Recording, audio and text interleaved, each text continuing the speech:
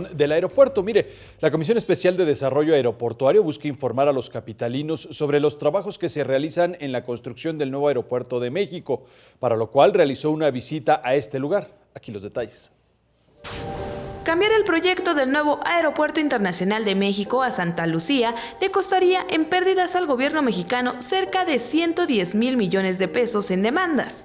Así lo declaró Raúl González Apaolaza, director corporativo de construcción del nuevo aeropuerto.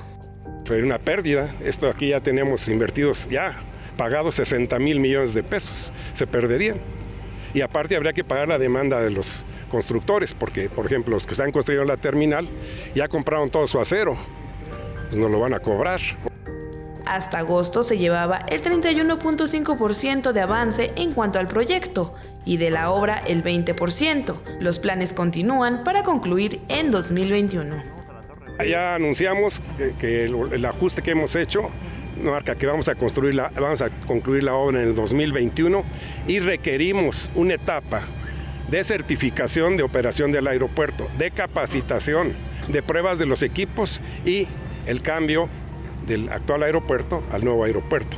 Eso estimamos que se llevará mínimo 6 meses.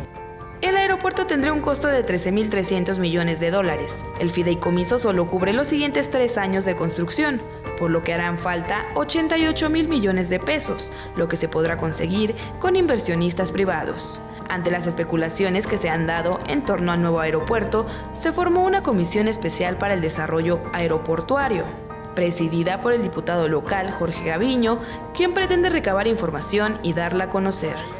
Lo que estamos haciendo es una visita de obra, es recopilar todos los datos financieros, técnicos y las posibilidades también de las construcciones de otros aeropuertos.